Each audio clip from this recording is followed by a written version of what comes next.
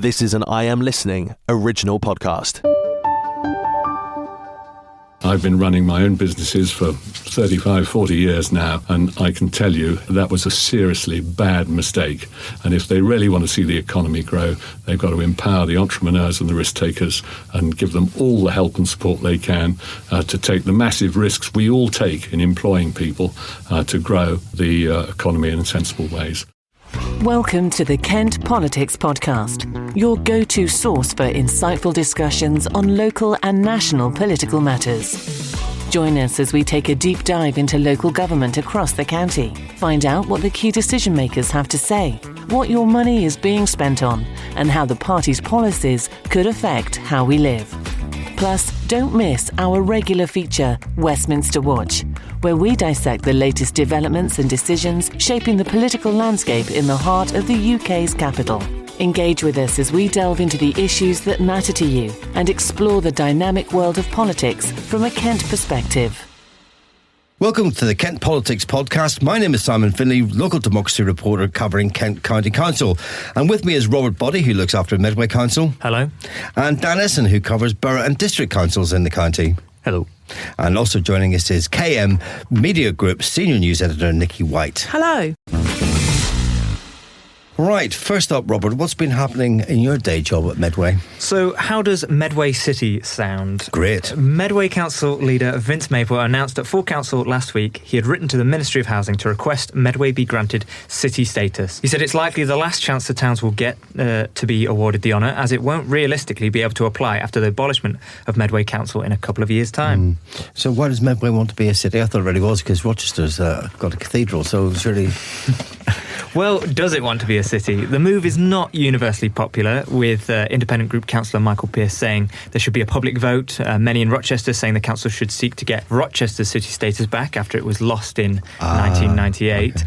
And others concerned a joint Medway identity will erase the individual identities of the five towns. Now, Councillor Maple says the status would recognise the shared journey of the five towns, Strood, Rochester, Chatham, Gillingham and Rainham, since the 1980s, when all were affected by the closure of the dockyard. He says the city status won't negate the individual towns, but recognises the wider connection between them. How likely is this bid to be successful? Well, Medway has tried 4 times previously to be declared a city in 2000, 2002, 2012 and 2022, and has been unsuccessful each time. The new bid is basically just a recycling of the one from 2022. Councillor Maple said the cost of the current bid is no more than the cost of him pressing send on an email. But this letter did come after conversations with government ministers who suggested that a letter be written, a somewhat promising sign. It would be an extraordinary designation, as the status is usually given on special occasions like jubilees and such, but there's no schedule of when the bid might actually be considered or when a reply will be given. So, what have you been up to, Dan? Where were you last week? Lucky me, I was away. I spent most of it at Kent Police HQ in Maidstone, attending a police misconduct hearing into one Detective Sergeant Gary Stamp, an officer of 25 years who stood accused of sexually assaulting a junior colleague. So how do these hearings actually work? It's not a court, is it? No, it's not. So the IOPC, the Independent Office of Police Conduct, had actually tried to get a criminal trial into this back in 2020, but the CPS declined to prosecute it, though it would have gone through the misconduct channel at any event. Basically, the panel was chaired by a senior police officer, and it has 2 independent members who are sort of like magistrates, and they're all advised by a legally qualified advisor, which has to be a barrister who hits the judicial eligibility criteria. They don't actually have to be a judge, but in this case the guy was. He's a High Court judge. They're conducted like a civil trial, importantly, so things don't have to be proven beyond a reasonable doubt. Instead, They have to be shown to be true on the balance of probabilities. So what was alleged against DS Stamp, and what happened to him in the end? It's basically a former colleague alleged that on 2 occasions he sexually assaulted her, including once inside a police station. He alleges it was all consensual, but after many days of extremely detailed witness statements, the panel found him responsible for sexual misconduct amounting to gross misconduct, and he was booted from the force effective immediately, and he'll never be able to serve as a copper again. So Simon, what's been going on at County Hall? Well, Kent Trading Standards, which is an arm of Kent County Council, have played a bit of a blinder recently in convicting 3 men who had been wiping off the mileage of old cars to bump up their value at resale. The trio were key players in a fraud in which they massively reduced the mileage by more than 2 million miles on 21 vehicles and a single engine between 2016 and 2018 to artificially boost their value. And a Crown Court judge at Canterbury said the criminals act of selfishness and greed left the injured party saddled with worn-out and damaged goods. So how did the scam actually work? Well, there were three of these guys. Ryan Regan of Wallace Way Broadstairs, Thomas Hamilton of Hugon Avenue Broadstairs and Darren Craddock of Beach Avenue Chartham. They used a laptop and a bit of software to tap into the mileage display on old cars they'd bought very cheaply at auction, and these were then sold online to buyers all over the country. And on the 20-odd sample charges, the gang netted around about 80 grand in profits. But the cars were old and not in great shape when they were bought, and soon the new owners of those low mileage cars were breaking down, and they alerted Kent Trading Standards, who were able to piece together what had been going on. Essentially, the mileage on the cars that they sold did not match the records of the auction houses they were bought from. So KTS officers took the records and other equipment used for illegally doctoring cars and made them more valuable than they really were. So that's how they did it. Did the judge send them to prison? Unfortunately not. They got suspended sentences for conspiracy to commit fraud between 20 months and 2 years, and they were also told to do a bit of community service as well. KCC Cabinet member Claire Bell acknowledged the work Trading Standards had done and pointed out the gang potentially put people in danger of buying goods that were dangerous to other people and themselves, and they certainly weren't as advertised. What have you been looking at this week, Nikki?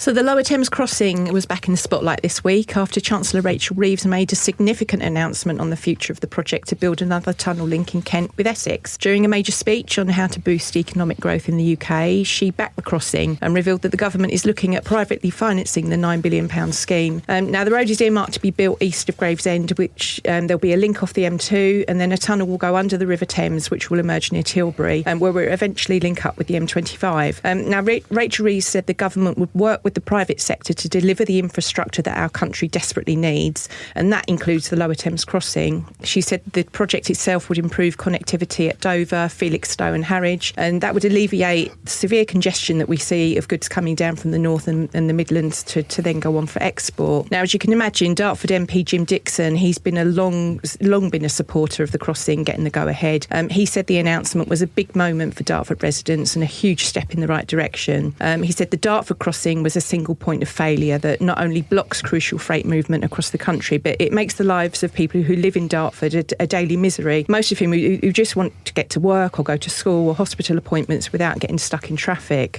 So the day before Wednesday's announcement, Sevenoaks and Swanley MP Laura Trott, she got involved as well, and she presented a petition to Parliament calling for the crossing to be built, with more than 1,300 signatures on it. She said it was clear how important the crossing was to her constituents as well, who suffer daily delays and gridlock caused by the Dartford crossing. And she said it's a situation that just can't continue and action is needed now. So following Rachel Reeves' announcement, Ashford MP Sojan Joseph, he also welcomed the news, saying it would unlock congestion across Kent.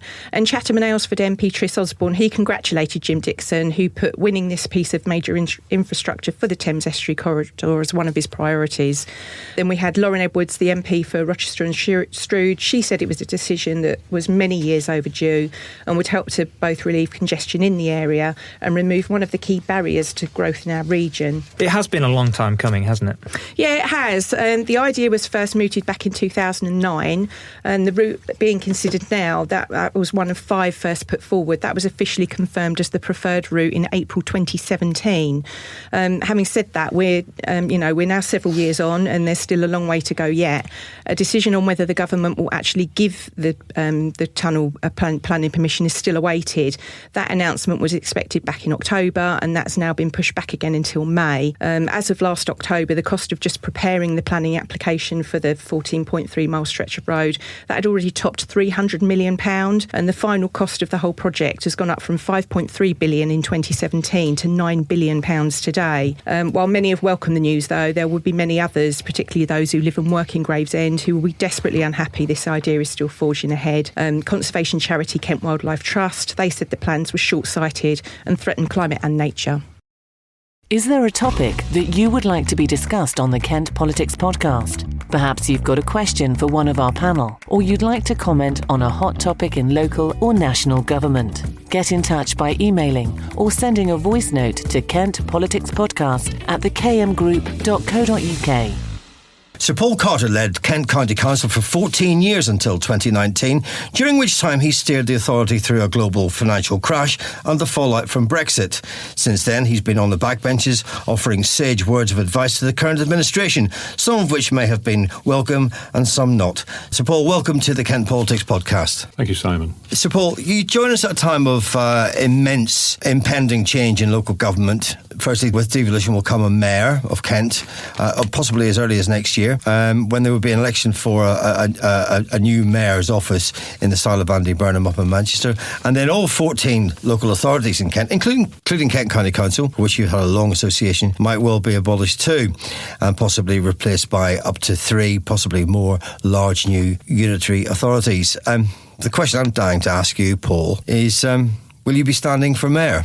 I'm thinking about it. Yeah. A lot of people have asked me that question and said very kind things and feel I ought to, but I shall reflect on what friends and colleagues have said to me and make a decision. But I'm undecided at this moment in time, and that's a straight answer to a straight question. Yeah. I mean, if you did stand, what would make you qualified for that kind of role? Well, I mean, first of all, this change is massive. It's not just about a new directly elected mayor for a county the size of Kent with Medway, but it's the total, as you suggested in your introduction, a total reorganisation of local government, removing districts, removing the county council, dismantling Medway Unitary and putting it together into 3 large geographies with populations of in excess of 600,000 populace. I mean, that's a massive undertaking, and above that, there will be a mayor who will work with those 3 or 4 or 2 very large unitary councils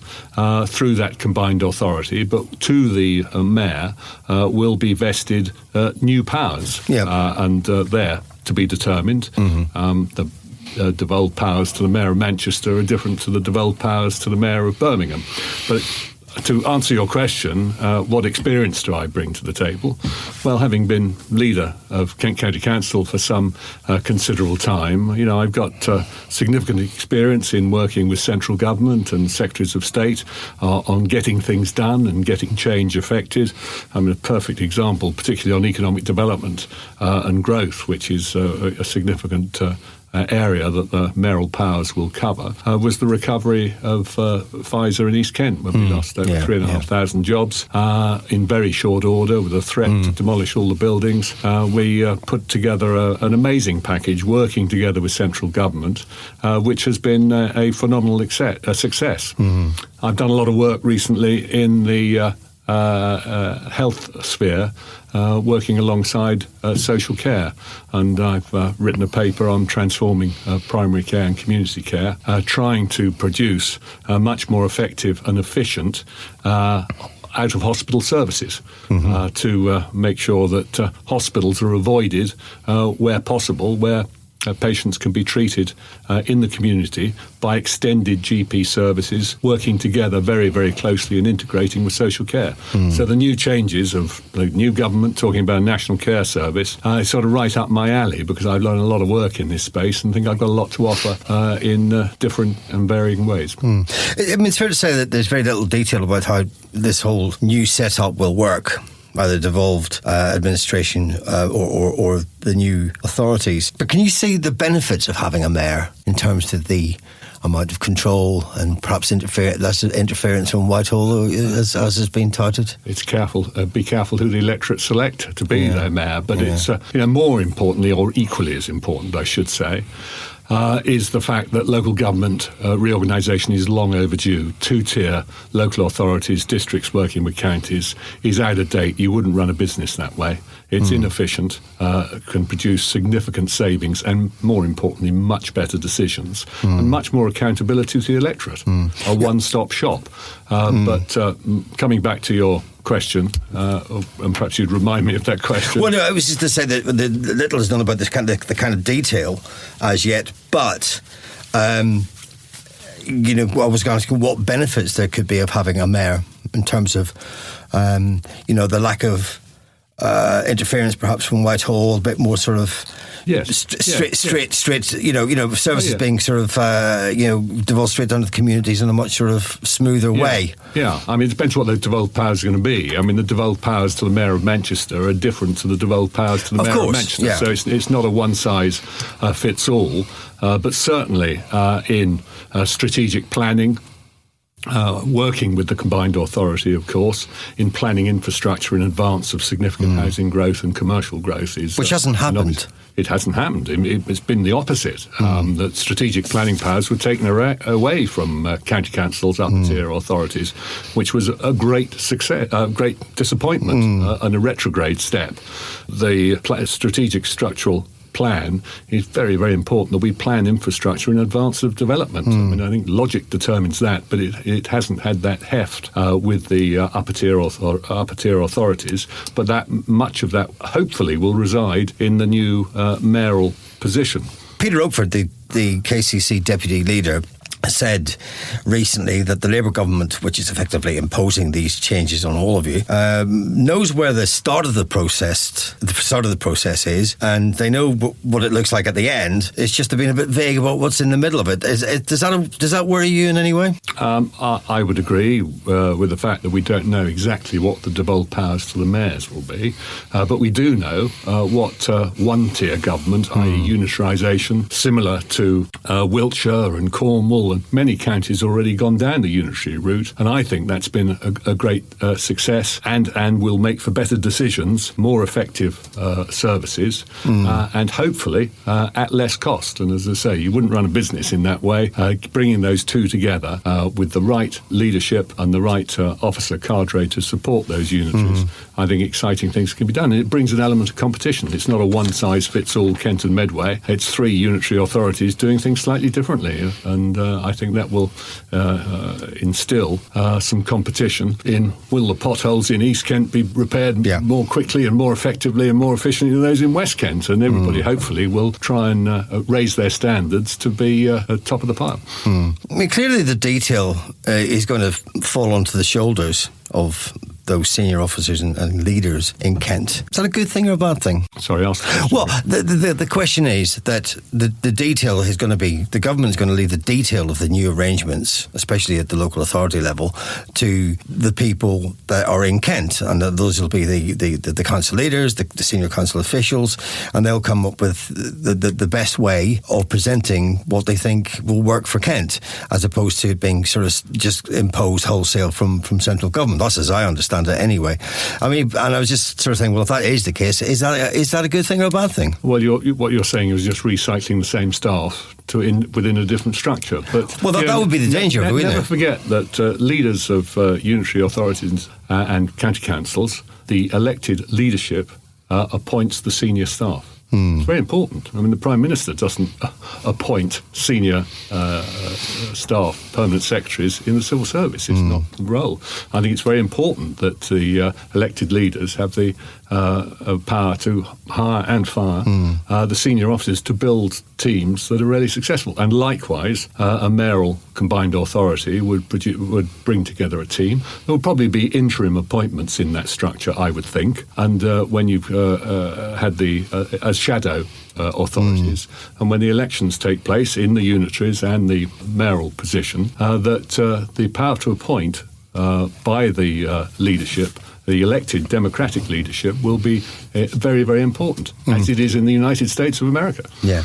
No, I get that. But I think there's going to be, let's face it, quite a shedding of jobs across 14 authorities. You're not going to need 14 chief executives, 14 heads of finance or legal. There'll be a lot of people who will probably, at the lower end of the pay scales, lose their jobs just simply because there'll be economies of scale. Plus AI seems to be rearing its ugly head all the time in terms of taking over jobs which are perfectly, done well by human beings. But that's the reality of where it's going at the minute. I mean, do you see that that's a good thing, then perhaps a rationalisation of the way local government is staffed is long overdue? Yeah, I mean, we don't know that it's definitely going to happen. No, of course not. In Medway yet, and we will know in the next few days, I think, whether that is going to take place.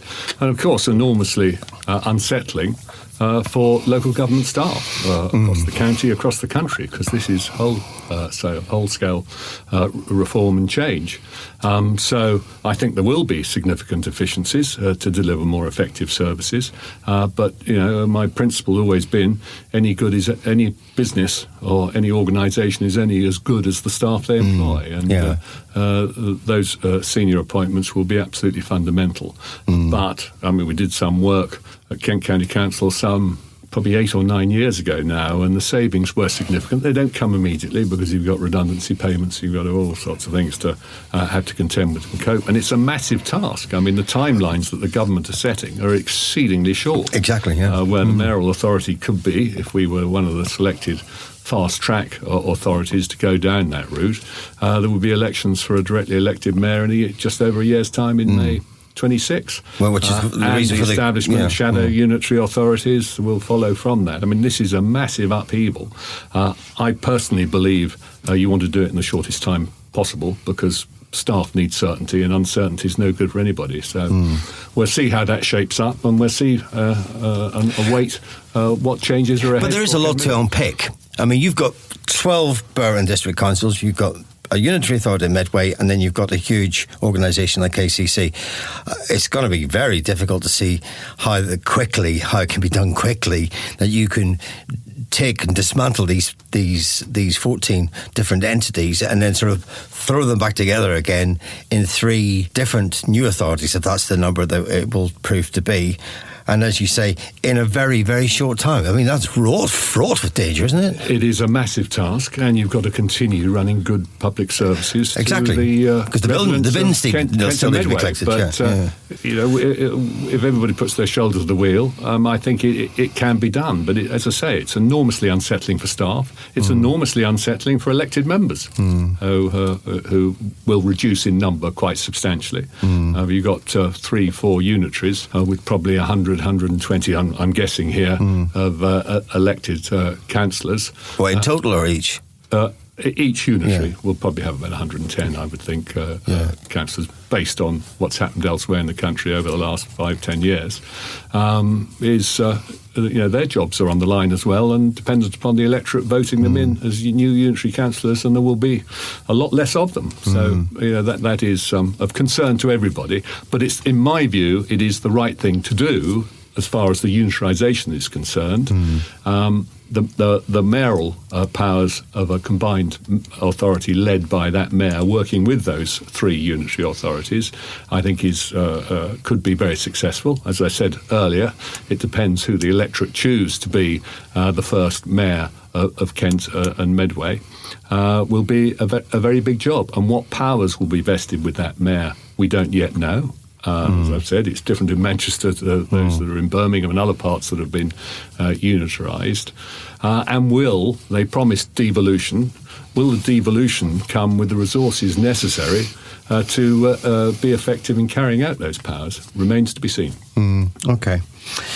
Casey's current Conservative leader, Roger Gough, someone you know quite well, has proved something of a fan of the new arrangements and has applied to the government to be put on the priority list, the fast track that is. Did that surprise you? No, I think everybody was beginning to accept that 2-tier was not the most efficient and effective way of running local government across the country outside of the metropolitan authorities.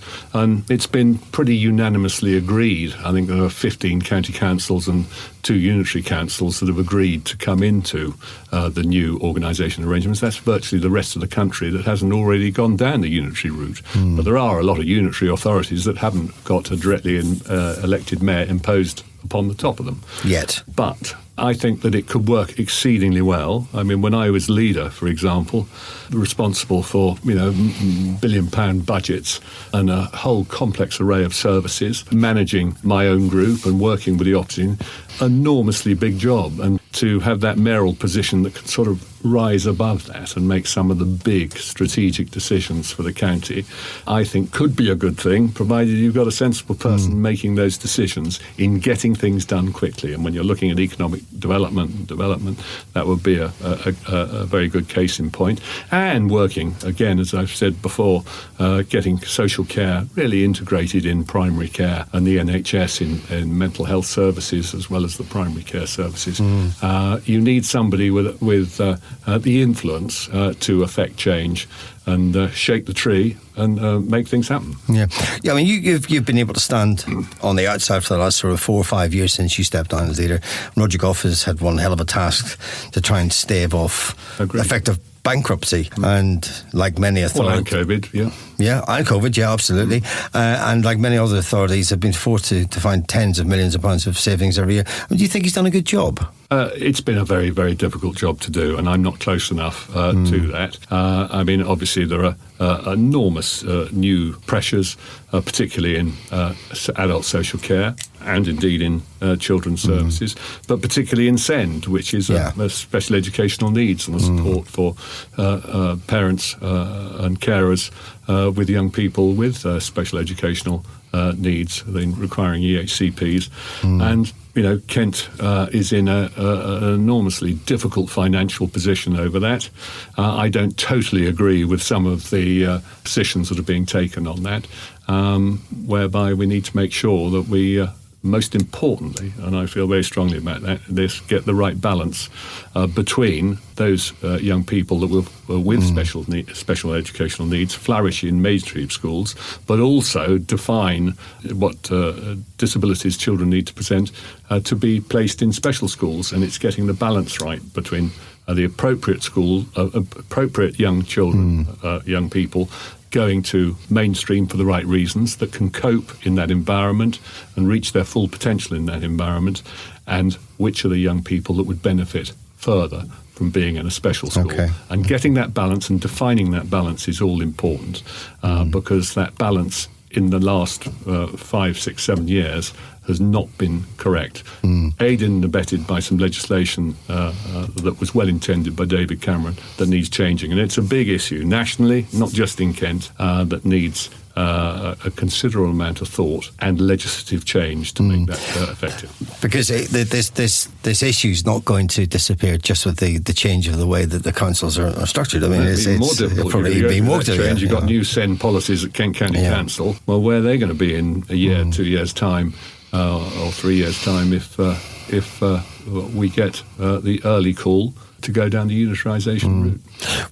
Which seems likely, from what I can gather, or certainly Kent has made a fairly strong pitch for it to become a fast-track authority. And I suppose Kent, with its geography, its makeup, it's just everything about it really sort of lends itself to that. Well, we're a peninsular authority, and the other thing that's really important is that we have what's called coterminosity in the boundaries of the National Health Service economy in Kent and Medway, and the local government boundaries, which is quite rare. And that's going to be a big issue for other geographies, where I think Hampshire, for example, has 3 different NHS ICBs, integrated care boards, to contend with across their historical Hampshire county boundary. Finally, as far as the mayor's election next year, how do you assess the threat of Reform UK?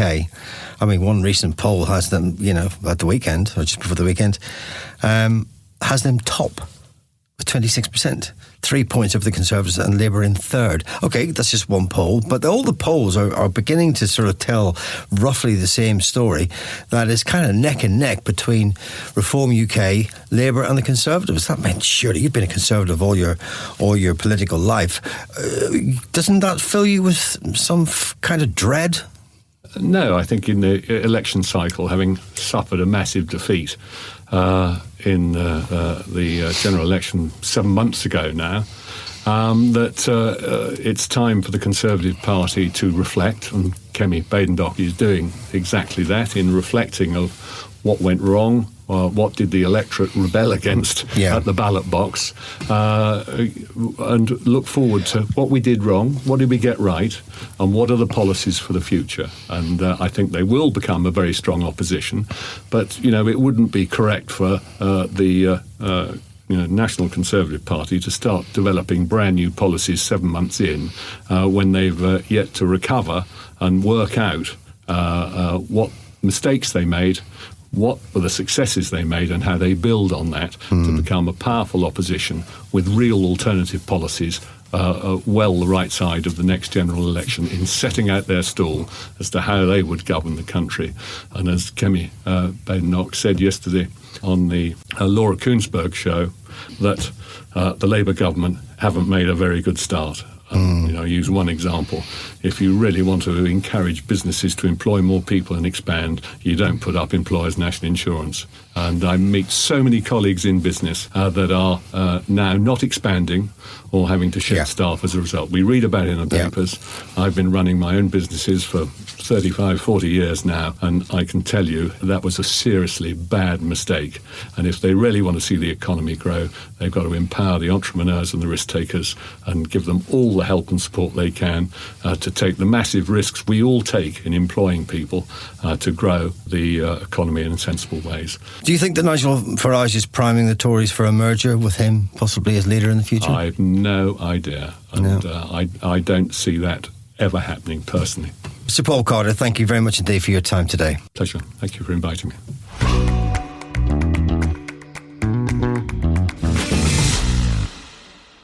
The Times newspaper has just carried out a poll on attitudes to the death penalty with some surprising results.